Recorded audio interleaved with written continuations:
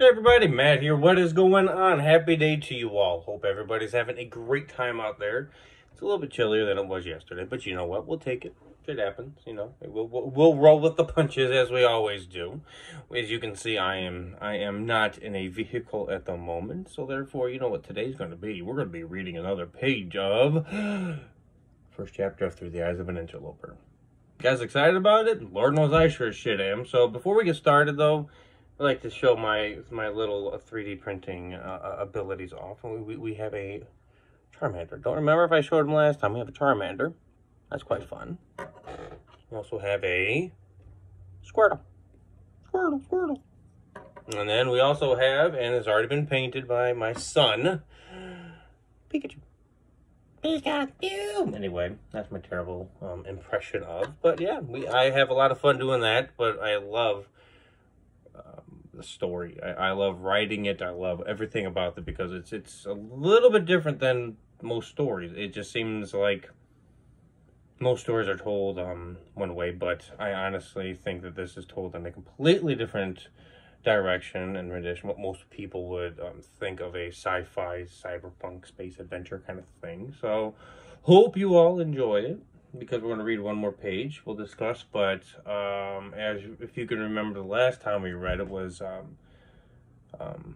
Bamed was inside of the vacant room looking at his father on his knees being jeered at and poked fun and stabbed by a menacing reaper.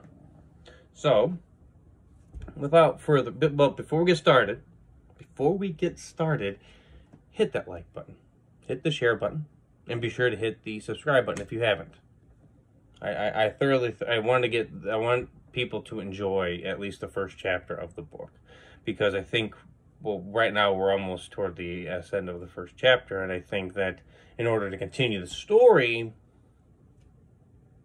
would be best for you guys to enjoy what is actually going to happen after this happens. So I want everybody to just be sure to just go out there on your tablet, on your phone, on your computer, wherever the hell you get an ebook, download it, find it, and have some fun with it.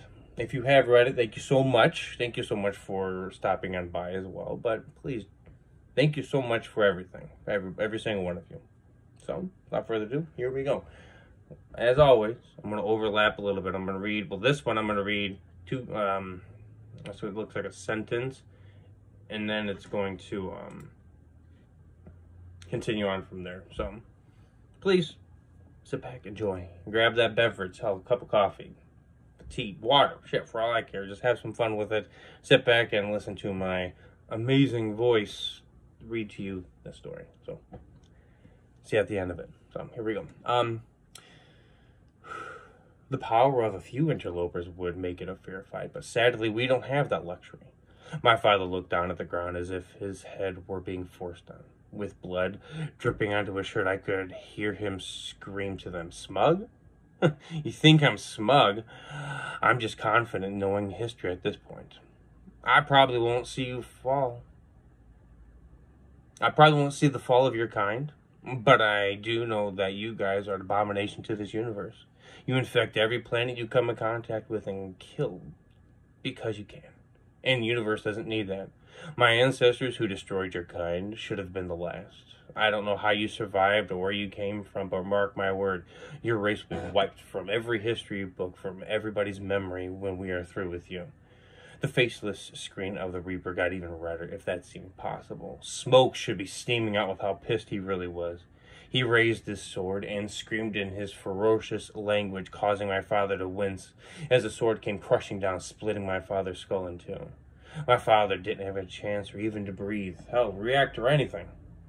I had to put my hand over my mouth to cover the screams that wanted to come out. I looked around the empty room, trying to find anything to fight with, but unfortunately nothing was there except the red that I saw. Screaming into my hands, I had to stifle them in case any of them heard me. I peeked over the sill once again, because I'm stuck here until I get to... Oh no, did they crush the orb just as they had done with my mother's? I looked at my father's belt. He had his weapon tucked behind his cloak that he had on, but there was no sign of the orb.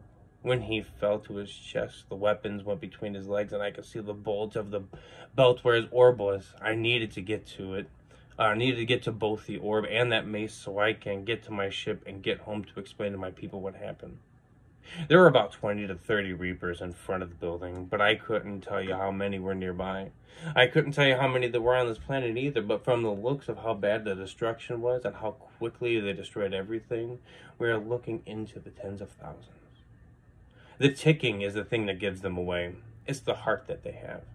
So you can only imagine what it's like to have thousands of them going off. The few that were close to me, often the near distance was so deafening it started to make me go mad.